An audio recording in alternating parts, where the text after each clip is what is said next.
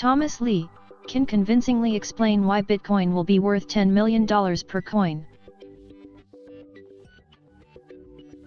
Perhaps Motley Crue drummer, Tommy Lee, can also explain why Bitcoin will be worth $10 million, but that's not who I mean.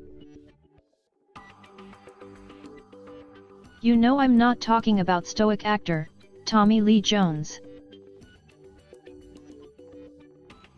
That's Charlie Lee, not Thomas Lee. Seriously? My editor can be a real joker. You're a butthole.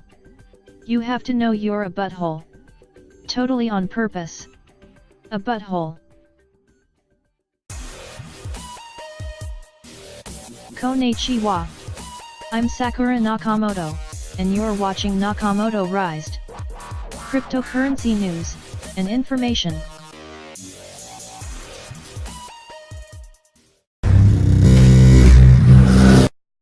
Wall Street prophet, Thomas Lee, is a financial analyst with a great track record, and has a reputation for being somebody investors should pay close attention to. Mr. Lee previously worked as an analyst for J.P. Morgan Chase, before founding Fundstrat Global Advisors, where he is chief analyst. What I'm about to share with you is audio taken from a live presentation, combined with slides from the talk, obtained elsewhere. This will be a concise synopsis, but I encourage you to find and follow the link to a video of the complete lecture, and an article about Fundstrat's Bitcoin indexes, pinned to the top of the comments section below. This is a Pew Research survey, and the question they asked is, do you trust the government to do the right thing? The level of trust in the government is at the lowest levels in 50 years. So never has the average person more mistrusted the government. And again, monetary systems are very reliant on individuals trusting their government. But this is a bigger problem outside the US. This same survey question was asked outside the US, and the shaded area are the countries that trust their governments even less than the US. So we're looking at countries like Brazil, Argentina, South Korea, Italy, Greece. Not surprisingly, these are the countries where digital currency development is flourishing.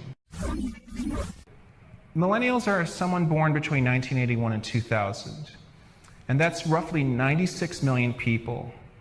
That is the largest single generation ever in history. This is a Facebook survey done in 2016, and they asked millennials, do you trust banks? 92% of millennials don't trust banks. People think gold is the only store of value out there. We've published a piece earlier this month that really looked at what's the true store value. People use store value. Gold is one generation store value, but it's including collectible art, real estate, negative interest rate government bonds, and collectibles.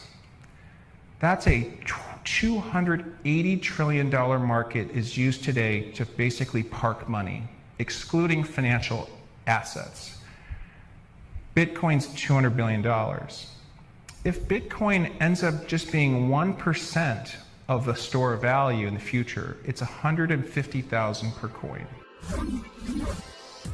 Bitcoin's rise in 2016 coincides with the first millennials entering their prime savings years. Today, crypto, for every $1 billion that goes into crypto, it's turning into roughly $25 billion of price appreciation. If millennials put 10% of their savings flow, $100 billion, into crypto, that's a $2.5 trillion rise per year. And crypto is roughly a $500 trillion market cap. So we think that you may end up seeing Bitcoin by the end of the cycle as high as $10 million per Bitcoin. The biggest exchange for trading financial assets today is ICE, Intercontinental Exchange. They own the NYSE, NASDAQ, and they're global, thousands and thousands of securities traded. They made $1.6 billion last year. We estimate Coinbase could make $600 million this year. It's a cryptocurrency exchange, only has 4 currencies on it, and it's about 3% of global trading. In 18 months, Coinbase may be more profitable than ICE. And that is just mind-blowing. I don't think anyone could believe that ICE, the biggest exchange in America, could make less money than Coinbase. And that may be the future. So one, there's a lot of money to be made. And Goldman, Morgan Stanley, even ICE understand this, and I think they're building an infrastructure into gateways into crypto. The second is that the crypto market is already large. It's $500 billion today. It would rank as the 20th largest country. So again, if you think about the emerging markets analogy, crypto is already the same size as Brazil, Spain, Singapore, Russia. It's bigger than Ireland, Spain, Israel, Greece, Turkey, Vietnam.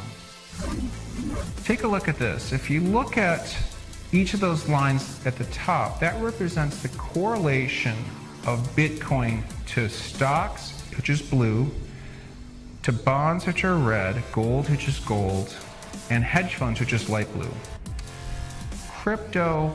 Bitcoin and crypto are uncorrelated to other markets right now. It is uncorrelated. That is almost a holy grail for portfolio allocation. And to understand why this matters, the bottom line on that chart is if you had a typical 60-40 bond equity portfolio. The line just above it is if you put 2% into Bitcoin. Your returns would have gone from 6% to 8%. And your drawdown would have actually been smaller, and your annualized vol is lower. Bitcoin reduces your portfolio volatility, believe it or not.